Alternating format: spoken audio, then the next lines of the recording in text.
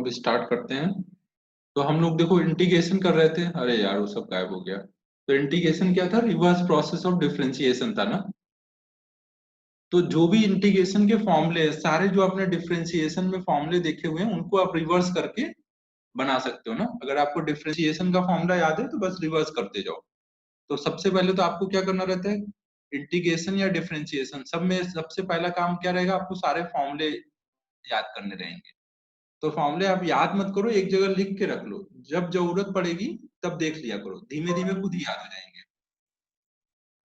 तो एक तो आपको फॉर्मूले पता होने चाहिए, तो आपने सारे फॉर्मूले एक जगह लिख के रखो कि ऐसा कुछ आएगा, ये फॉर्मूला रहता था। ठीक है, ऐसे हमने सारे फॉर्मूले लिखे हुए हैं, तो मैं अभी लिख नहीं रहा हूँ, ये सब फॉर्मूले आपने लिखे होंगे। तो ये सारे फॉर्मूले लिख लो। फिर नेक्स्ट हम लोगों को रूल्स पता होने चाहिए कि रूल्स क्या क्या होते हैं। रूल्स क्या क्या रहते हैं?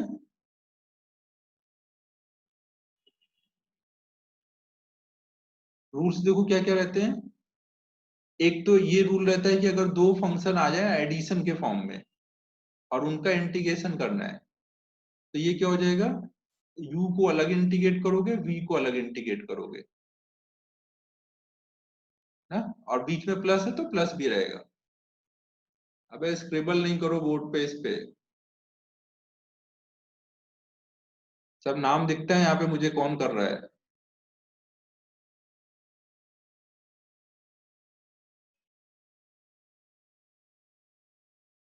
फिर अगर देखो यहाँ पे माइनस होगा तो यहाँ पे भी माइनस आ जाएगा।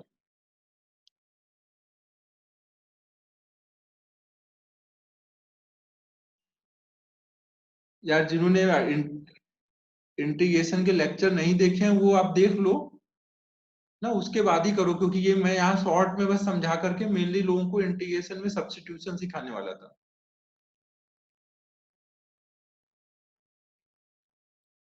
अगर देखना हो तो देख लो, इसमें ज्यादा नहीं आपको समझ आएगा ना, थोड़ा बहुत समझ आएगा, फिर अपना वो रिकॉर्ड लेक्चर देख लेना।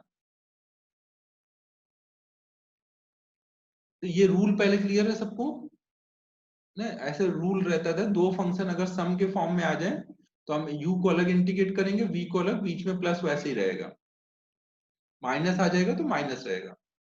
फिर एक हमारा प्रोडक्ट के लिए था कि अगर दो फंक्शन प्रोडक्ट के फॉर्म में है, प्रोडक्ट वाला किया है कि नहीं इंटीग्रेशन में, अपने रिकॉर्डिंग में था ये प्रोडक्ट वाला भी।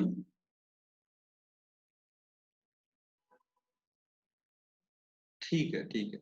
तो प्रोडक्ट में हम लोग क्या करते थे, फंक्शन को कुछ सपोज करते थे, एक फंक्शन को फर्स्ट फंक्शन और दूसरे फंक्शन को सेकेंड फंक्शन। फिर क्या करते थे, जो फर्स्ट फंक्शन होता था उसको बाहर निकालते थे और सेकेंड फंक्शन को इंटीग्रेट करते थे। फिर माइनस साइन, श्रेयस बोल रहा है कि नहीं है, ये जो मैं फॉर्मूला बता रहा हूँ ये नहीं किया हुआ है। फिर फर्स्ट फंक्शन को डिफरेंशिएट करते थे, सेकेंड फंक्शन को इंटीग्रेट करते थे, फिर पूरे प्रोडक्ट को इंटीग्रेट करते थे। अच्छा ये नहीं हुआ है? ठीक है ओके, तो फिर मैं अभी ये भी समझा दूंगा ना।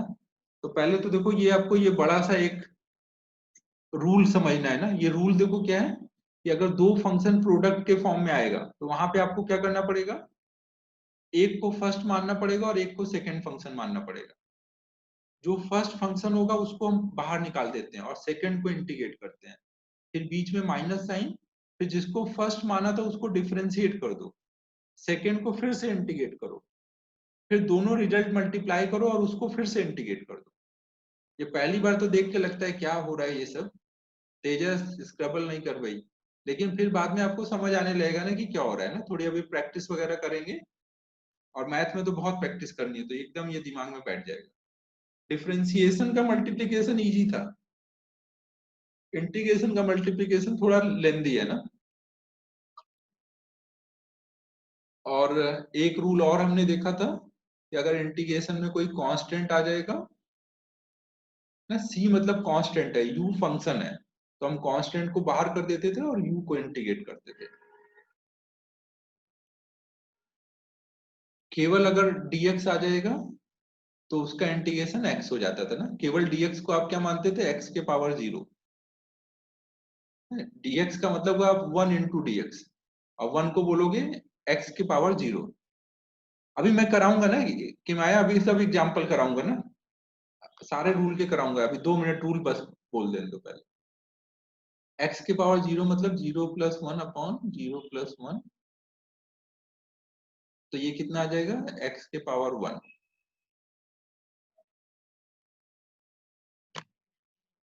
ठीक है, तो अब ये सब रूल देखो, मैं क्या बता रहा था आपको, इंटीग्रेशन या डिफरेंशिएशन दोनों को करने के लिए आपको क्या क्या चीजें आनी चाहिए। पहले तो फॉर्मूले पता होने चाहिए और रूल्स पता होने चाहिए, क्योंकि जो प्रॉब्लम आएंगे उनमें रूल्स लगाने पड़ते हैं और फिर फॉर्मूले लगाने पड़ते हैं। तो अब ये जो हमने रूल्स देखे उनको मैं थोड़ा एग्जांपल लेके समझा देता हूँ। जैसे हमारा पहला रूल था दो फंक्शन का एडिशन।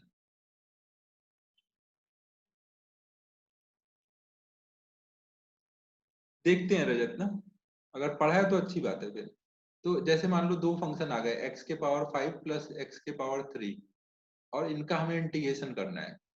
तो अब यहाँ पे हम पहले फॉर्मूला नहीं लगाएंगे, पहले क्या लगाएंगे, रूल ना, प्लस है बीच में, तो हम पहले इसको ऐसे ओपन करेंगे, एक्स के पावर 5 dx प्लस एक्स के पावर 3 dx ना। पहले हमने रूल लगाया, अब रूल के बाद अब हम यहाँ फॉर्मूला लगाएंगे। अब एक्स के पावर n वाला फॉर्मूला लगा देंगे, तो 5 प्लस 1 6 अपॉन में नए पावर से डिवाइड कर देंगे।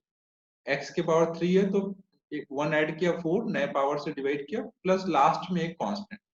कांस्टेंट हमेशा लास्ट में एक ही ऐड करते हैं ना, क्योंकि मान लो आपने यहाँ C1 ऐड किया, यहाँ C2, तो C1 प्लस C2 मिलके एक नया C बन जाएगा।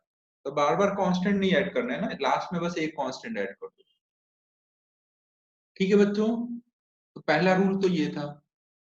फिर एक जो लास्ट, एक ये वाले रूल पे क्वेश्चन कांस्टेंट आ जाए जैसे कोई, ये सेकेंड रूल का नहीं है, कांस्टेंट मल्टीप्लिकेशन का है। सेम ऑर्डर में नहीं लिख रहा हूँ ना एग्जाम। जैसे मान लो आपको आ जाए 5 cos x dx, जिसको इंटीग्रेट करना है, तो यहाँ पे 5 क्या है, कांस्टेंट, और ये क्या है, एक फंक्शन जिसको इंटीग्रेट करना है। तो कांस्टेंट जब भी आएगा तो कांस्टेंट को बाहर कर देंगे, और जिसको इंटीग्रेट करना है उसको अंदर। फिर हम फॉर्मूला सोचेंगे कि cos x के इंटीग्रेशन का फॉर्मूला क्या है। तो हमारा डिफरेंशिएशन में क्या था, sin x का डिफरेंशिएशन cos x, तो उल्टा हो जाएगा, cos x का integration sin x। sin x आएगा पार्ट, माइनस sin x नहीं, सही से देखो फॉर्मूला। sin x का डिफरेंशिएशन cos x होता था ना, तो उल्टा कर दो, प्लस कांस्टेंट, तो ये हो जाएगा 5 sin x प्लस 3। तो ये उस वाले रूल का एग्जांपल था कि अगर कांस्टेंट आ जाए तो क्या करेंगे। यहाँ पे प्लस था, प्लस की जगह माइनस होता तो यहाँ पे भी माइनस आ जाता ना। फिर अब हमारा प्रोडक्ट वाला रूल, उसका एग्जांपल, जैसे मान लो आपको है x के पावर 2 इंटू ई के पावर x, इन दोनों को हमें डिफरेंशिएट करना है। सोनाली तूने वो देखा है क्या, वीडियो देख लिया है इंटीग्रेशन के, कांस्टेंट क्यों ऐड करते हैं, कांस्टेंट क्यों ऐड करते हैं, कोई बता सकता है ये कांस्टेंट क्यों ऐड करते हैं।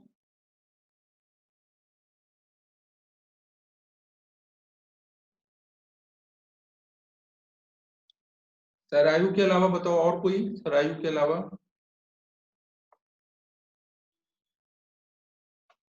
नहीं नहीं पार्थ, dx का इंटीग्रेशन तो x होता है, डिफरेंशिएशन ऑफ कांस्टेंट इज 0। हाँ हाँ हाँ श्री हरि, सही बात है, इंटीग्रेशन की एग्जैक्ट वैल्यू नहीं आती है, एग्जैक्ट वैल्यू नहीं आती, वो तो ठीक है, लेकिन लगाया क्यों, एग्जैक्ट क्यों नहीं आई।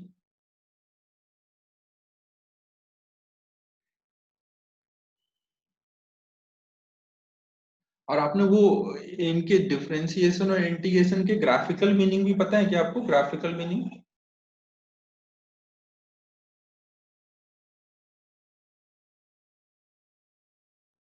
हाँ ठीक है, ये अब ग्राफिकल मीनिंग वगैरह अपने वीडियो में था ना, कंप्लीट हुआ है ना, वो पार्ट कवर हुआ है ना। ठीक है ठीक है। अब देखो मैं थोड़ा सा ये समझा देता हूँ कांस्टेंट क्यों ऐड करते हैं। पहले ये सरायु का आंसर सुन लेते हैं। सरायु तू बता भाई एक बार, क्यों ये ऐड करते हैं। हाँ ठीक है सरायु, अब ये अनम्यूट करके बता कांस्टेंट क्यों ऐड करते हैं।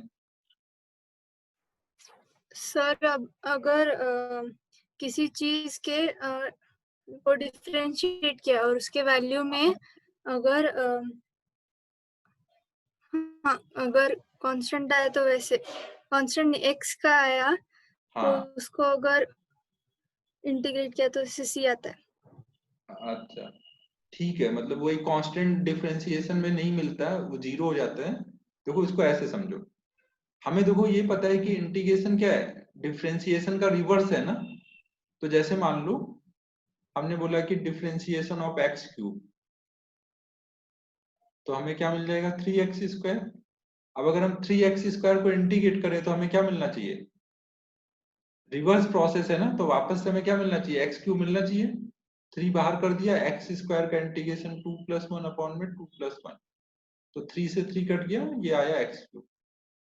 तो यहाँ तो वो मिल गया जहां से हम चले थे। अब मान लो यहीं पे ऐसे होता है, d/dx ऑफ x³ + 5। अब आप डिफरेंशिएट करोगे तो आपको क्या मिलेगा, 3x² ही मिलेगा ना। 5 का तो डिफरेंशिएशन जीरो हो जाएगा, पहले रूल से ओपन कर लोगे, फिर ये वाला जीरो हो जाएगा 5 का, x³ का 3x² आ जाएगा। अब 3x² को जब इंटीग्रेट करोगे तो क्या मिल जाएगा आपको, 3x² का भी किया ना यहाँ पे, तो वापस से क्या मिल जाएगा x³। तो इस बार आप वहां जहां से चले तो वहां पे पहुंचे, रिवर्स हुआ पूरा प्रोसेस है। प्रोसेस रिवर्स नहीं हो गया हुआ ना, जबकि इंटीग्रेशन क्या था, डिफरेंशिएशन का रिवर्स प्रोसेस था, तो रिवर्स पूरा पूरा हो नहीं पाया। अब यहाँ कांस्टेंट 5 की जगह कांस्टेंट कुछ भी मैं ऐड करता, आपको सेम प्रॉब्लम आती है। 5 की जगह मैं कुछ भी ऐड कर दूं, 7 ऐड कर दूं, तो भी वही होगा, 3x² आएगा, और इंटीग्रेट करोगे तो फिर से x³ आ जाएगा। तो इसका मतलब क्या है कि जब हम इंटीग्रेट कर रहे होते हैं तो हमें नहीं पता था कि डिफरेंशिएशन के टाइम में कौन सा कांस्टेंट हमारा लॉस हुआ है ना, हमें नहीं पता ना। अगर केवल मुझे इतना दिया जाएगा तो मुझे थोड़ी पता चलेगा 5 था या 7 था, कौन सा कांस्टेंट हमारा लॉस होगा रिवर्स करने में।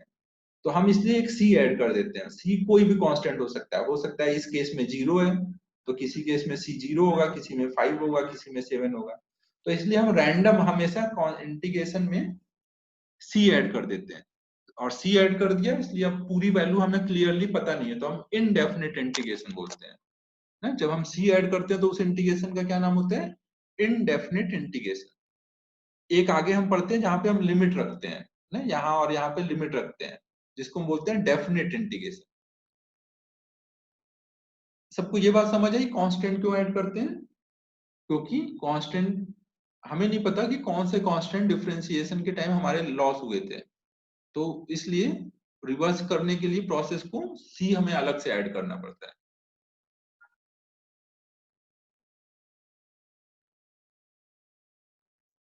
अब देखो हमारा x² इंटू ई के पावर x है।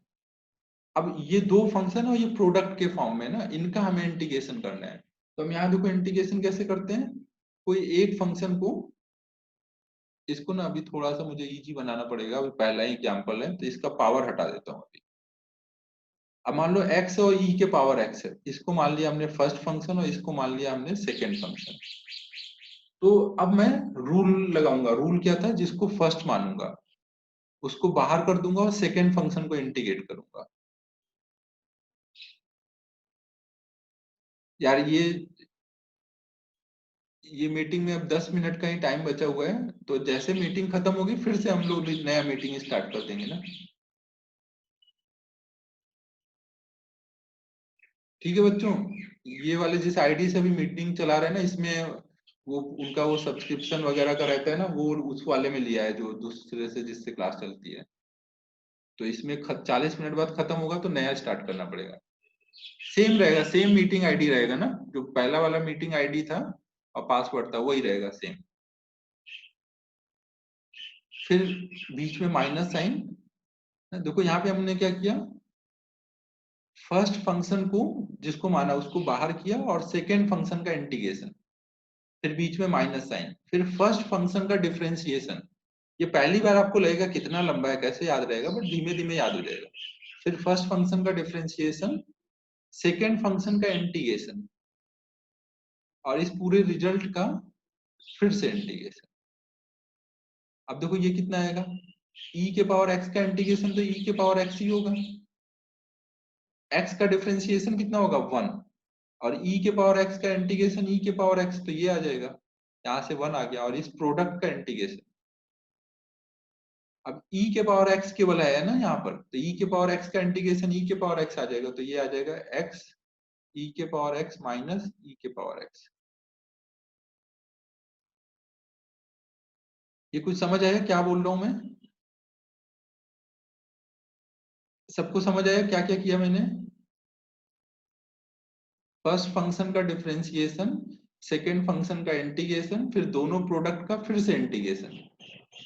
ये सब नोट कर लो, अभी थोड़े प्रैक्टिस करा देता हूं तो दिमाग में फिर चीजें बैठ जाएंगी ना कैसे होता है, नोट कर लो ये सब।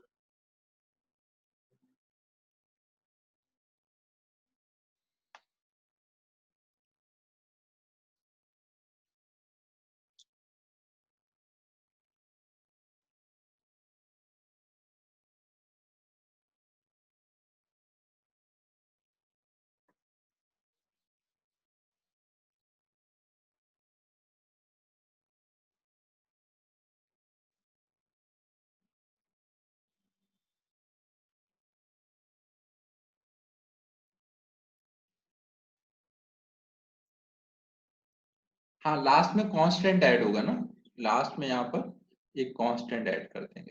कांस्टेंट हमेशा लास्ट लाइन में ऐड करते हैं ना, एक लास्ट में जाकर के एक सी ऐड कर। अब देखो जो हमारा रूल था, मैं एक बार फिर से रिवाइज कराता हूँ। रूल हमारा क्या था, दो प्रोडक्ट थे u और v, तो हमें क्या था, एक को हमें फर्स्ट फंक्शन मानना पड़ता है और एक को सेकेंड। जिसको हम फर्स्ट फंक्शन मानेंगे ना, इसमें देखो सबसे बड़ी बात क्या है कि किसको फर्स्ट मानोगे और किसको सेकेंड, सारा कुछ क्वेश्चन का सॉल्व होना इस पे ही डिपेंड करेगा। अगर आपने गलत फंक्शन को फर्स्ट मान लिया तो सॉल्व ही नहीं होगा। बात समझो, एक को फर्स्ट मानना है, एक को सेकेंड। अबे सब अनम्यूट करो ना यार, हाँ ना करते रहो तो मुझे समझाने में मजा आएगा, फिर फीलिंग नहीं आ रही है। अनम्यूट करके हाँ ना करो ना थोड़ा। Yes sir. हाँ सर। हाँ एक को फर्स्ट बोलेंगे, एक सर। को सेकेंड। अब फर्स्ट को दोनों में किसको मानना है, ये हमारे लिए एक बड़ा पॉइंट होता है ना, तो ये मैं अभी समझाऊंगा किसको फर्स्ट मानते हैं। लेकिन जिसको भी हमने फर्स्ट मान लिया, फिर उसको हम क्या करेंगे, फर्स्ट फंक्शन को बाहर कर देंगे और सेकेंड को इंटीग्रेट कर देंगे। फिर जिसको फर्स्ट माना था उसको डिफरेंशिएट, जिसको सेकेंड माना था उसको इंटीग्रेट, और दोनों के रिजल्ट का मल्टीप्लीकेशन और उन दोनों का इंटीग्रेशन। ठीक है, ये पूरा हमारा रूल है ना, ये हमारा प्रोडक्ट रूल है ना। दो फंक्शन जब प्रोडक्ट के फॉर्म में रहेंगे तो इंटीग्रेशन में ऐसे करते हैं, जिसका मैंने अभी आपको एक एग्जांपल लेके दिखाया। अब हमारा आता है कि हम कैसे डिसाइड करेंगे कि कौन सा फंक्शन फर्स्ट है और कौन सा सेकेंड। पहले ये लिख लेते हैं, फिर हम लोग इसके एग्जांपल्स करते हैं, तो फिर आपको सही से समझ आ जाएगा क्या क्या हो रहा है। तो पहले हम लोग देख रहे हैं yes sir. How to decide first and second function. हम लोग फर्स्ट फंक्शन यहाँ पे जो रूल लिख रहे हैं वो उससे फर्स्ट फंक्शन पता चल जाएगा। फर्स्ट पता चल गया तो दूसरा फंक्शन जो बचेगा वो सेकेंड हो जाएगा। तो देखो रूल क्या है, रूल के लिए आपको ये वर्ड याद रखना है, आइलेट। ये आइलेट वर्ड याद रखना है ना। इसमें जो आई का मतलब होता है इनवर्स ट्रिग्नोमेट्रिक फंक्शन, एल का मतलब होता है लॉगरिथमिक फंक्शन। इनवर्स ट्रिग्नोमेट्रिक समझते हो, ट्रिग्नोमेट्री समझते हो ना, साइन थीटा कॉस थीटा, मतलब साइन एक्स कॉस एक्स, ये सब क्या ट्रिग्नोमेट्रिक हाँ फंक्शन सर। है। और उसका इनवर्स, जैसे साइन इनवर्स एक्स कहीं लिखा है तो इसको इनवर्स फंक्शन बोलते हैं, इनवर्स ट्रिग्नोमेट्रिक फंक्शन। तो ये आपको Yes, मैथ sir. में आपको एक टॉपिक हाँ आएगा सर। ना, मैथ में एक टॉपिक आएगा इनवर्स ट्रिग्नोमेट्रिक फंक्शन। तो अभी आप बस ध्यान रखो कि ऐसे लिखने का मतलब होता है इनवर्स ट्रिग्नोमेट्रिक है, इसको बोलते हैं साइन इनवर्स एक्स। ये ध्यान रखना, इसका मतलब साइन कर दिया इनटू एक्स ना, ये जो Yes, sir. पावर में -1 है, ये पावर में -1 नहीं है, ये लिखने का तरीका है, ध्यान रखो। नहीं, ये इसको केवल क्या बोलेंगे, साइन इनवर्स एक्स, ऐसे ही पढ़ते हैं ना, ऐसे नहीं लिख सकते। हम कब ऐसे यूज करते हैं, जैसे मान लो आपको कहीं पे आया साइन थीटा इक्वल टू कुछ 0.7 आया, अब आपको थीटा नहीं पता तो हम ऐसे लिख देते हैं theta is sine inverse 0.7, sine को इधर ला करके ऐसे थीटा बता देते हैं।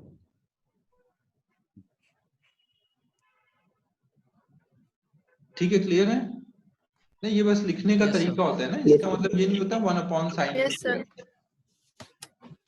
तो अगर आपको ट्रिग्नोमेट्रिक फंक्शन, इनवर्स ट्रिग्नोमेट्रिक आए यहाँ पे, उसको रिप्रेजेंट कर रहा है। एल मतलब लॉगरिथमिक फंक्शन, मतलब लॉग एक्स हुआ, ln x जो बोलते हैं वो। ए मतलब होता है अलजेब्रिक फंक्शन।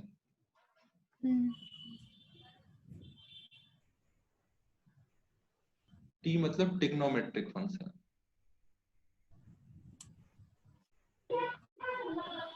और ई मतलब होता है एक्सपोनेंशियल फंक्शन।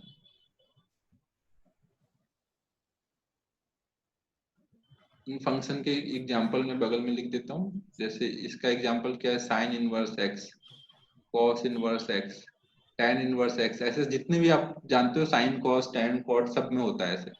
लॉगरिथमिक फंक्शन मतलब ln x, या फिर log x बेस ई।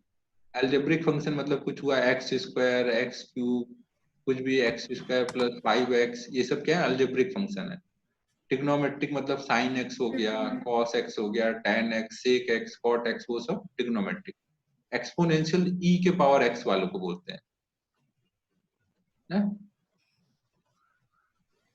तो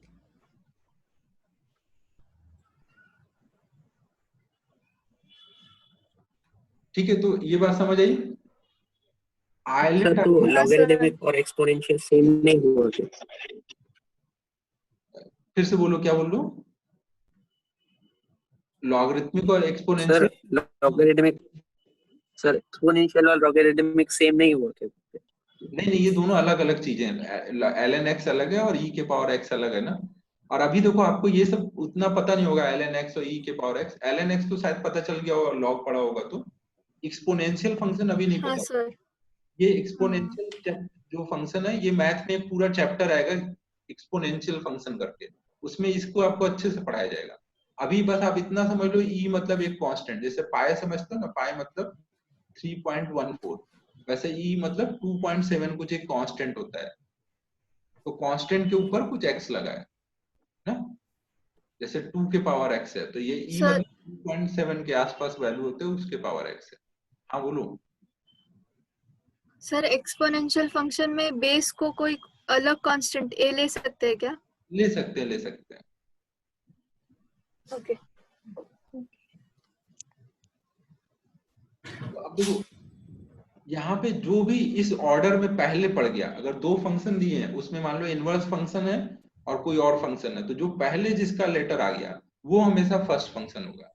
अगर इनवर्स नहीं है तो अगला आप देखोगे लॉग है क्या, लॉग आ गया तो ये फर्स्ट होगा। ये दोनों भी नहीं है तो फिर अलजेब्रिक आया तो ये फर्स्ट होगा। ये भी नहीं है तो उससे अगला ट्रिग्नोमेट्रिक, अगर वो है तो वो फर्स्ट है। और ये भी नहीं है तो फिर एक्सपोनेंशियल फंक्शन फर्स्ट होगा। समझो ना, इस ऑर्डर में चलना है, आइलेट वर्ड याद रखना है ना। आकाश पहले यस सर। वो पहले समझना, उसमें क्वेश्चन नहीं बना ना, आपको आइलेट वर्ड याद रखना है।